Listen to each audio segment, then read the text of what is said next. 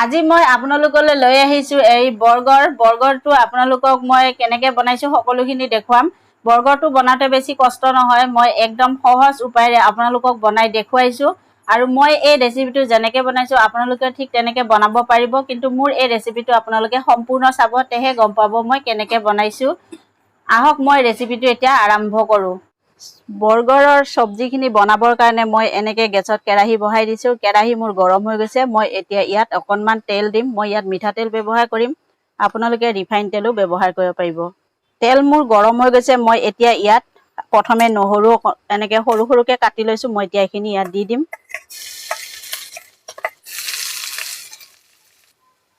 এইফালে মই জলকীয়া কাটি লৈছোঁ 3টা সৰু সৰুকৈ, এইখিনিও মই এতিয়া ইয়াত দি ল'ম। দি মই এইখিনি অকণমান কেঁচা গোন্ধ যোৱালে অকণমান সময় ভাজি থাকিম। মই এতিয়া ইয়াত আলু ল'ম। আলু মই সিজাই লৈছোঁ, এইখিনি মই এতিয়া ইয়াত দি দিম। মই এইফালে বিলাহী কাটি লৈছোঁ সৰু সৰুকৈ, মই এইখিনি এতিয়া ইয়াত দি দিম। এইফালে চব্জিখিনি হয় মানে মই আপোনালোকক এটা বস্তু দেখুৱাই লওঁ। এনেকৈ মই টমেটো চচ লৈ লৈছোঁ। টমেটো চচৰ লগত মই এতিয়া এনেকৈ চিলি ফ্লেক্স 1 চামুচ দিছোঁ। 1 চামুচ মই অৰ্গেনো দি আছোঁ। আৰু মই এইফালে অকণমান গোলমৰিচৰ গুড়ি দিছোঁ। দি মই এইখিনি ভালদৰে মিক্স কৰি দিম। এতিয়া মই ইয়াত এনেকৈ এই চচখিনি যে কৰি লৈছিলোঁ, ইয়াত মই এতিয়া 2 চামুচ দি দিম। এতিয়া মই ইয়াত অকণমান চিলি ফ্লেক্স দিছোঁ, অকণমান অৰ্গেনো দিছোঁ। অৰ্গেনো দিলে মানে চেণ্টটো ধুনীয়া হয়। এতিয়া মই অকণমান গোলমৰিচৰ গুড়ি ইয়াত দি লৈছোঁ। এতিয়া মই এনেকৈ অকণমান চব্জিখিনি ধুনীয়াকৈ লৰাই ল'ম।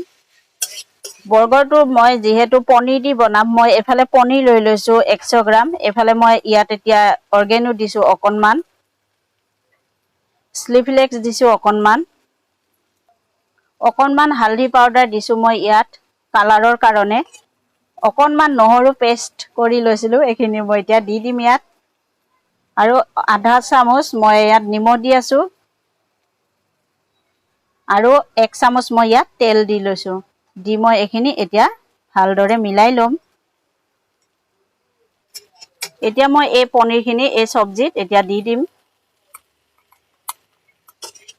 দি মই এইখিনি ভালকৈ মিলাই ল'ম। এতিয়া মোৰ এই চব্জিখিনি হৈ গৈছে, মই এইখিনি এতিয়া নমাই ল'ম। বৰ্গৰটো বনাবৰ কাৰণে মই এনেকৈ 2 পিচ বন লৈ লৈছোঁ। বনখিনি মই এতিয়া শ্লাইচৰ নিচিনা কাটি ল'ম।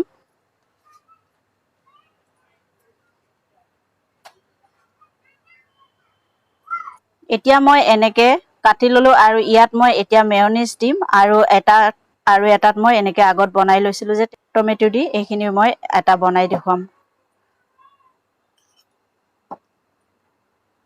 এনেকৈ মই লগাই ল'লোঁ মেয়নিজখিনি।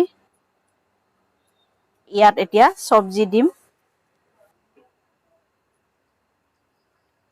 এনেকৈ কৰি মই চব্জি দিম এতিয়া ইয়াত।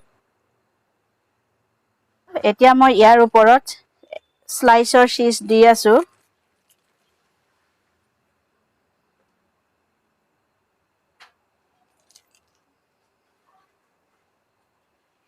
এতিয়া মই ইয়াৰ ওপৰত চিলি ফ্লেক্স দিছোঁ, অৰ্গেনো দিছোঁ অকণমান। এতিয়া মই এনেকৈ এইখিনি দি দিছোঁ। এতিয়া ইয়াৰ ওপৰত মই আকৌ এই টমেটো চচ দি আছোঁ। এতিয়া ইয়াৰ ওপৰত মই আকৌ এনেকৈ চীজ দি আছোঁ। আকৌ এনেকৈ চিলি ফ্লেক্স দিছোঁ মই অকণ। আৰু অৰ্গেনো দিম আৰু অকণ এনেকৈ মই দি দিম। এতিয়া মই এই বৰ্গৰটো বনাবৰ কাৰণে এনেকৈ মই এখন টাৱা লৈ লৈছোঁ। 1 চামুচ বাটাৰ দি আছোঁ। এতিয়া মই এনেকৈ 1 পিচ দি দিম ইয়াত। দি মই এতিয়া ইয়াত এটা ইম্পৰ্টেণ্ট বস্তু মানে মই ইয়াত এতিয়া পানী দিম। পানী দিলে মানে ধুনীয়াকৈ তেতিয়া ছাইডটো লাগি নধৰে আৰু ধুনীয়াকৈ বস্তুখিনি হৈ যাব। আৰু মই এতিয়া এইখিনি এনেকৈ ঢাকি দিম। আৰু মই গেছৰ জুই একদম ল' কৰি ৰাখি দিছোঁ। এনেকৈ মোৰ এতিয়া বৰ্গৰটো হৈ গ'ল। মই এতিয়া এইটো নমাই ল'ম। মই এনেকৈ সম্পূৰ্ণ আপোনালোকক এই বৰ্গৰকেইটা বনাই দেখুৱালোঁ। চাওক, দেখিবলৈও ভাল লাগিছে আৰু খাবলৈও ধুনীয়া সোৱাদ হ'ব আৰু টেষ্টি হ'ব। আপোনালোকে এনেকে বনাই ঘৰত খাব আৰু খাই যদি ভাল পায় মোক এটা কমেন্ট কৰি জনাব আৰু মোৰ এই ৰেচিপিটো আপোনালোকে সকলোৰে লগত শ্বেয়াৰ কৰি দিব আৰু বেছিকে লাইক কৰিব আৰু মোৰ এই চেনেলটো সাবস্ক্ৰাইব কৰিবলৈ নাপাহৰিব ধন্যবাদ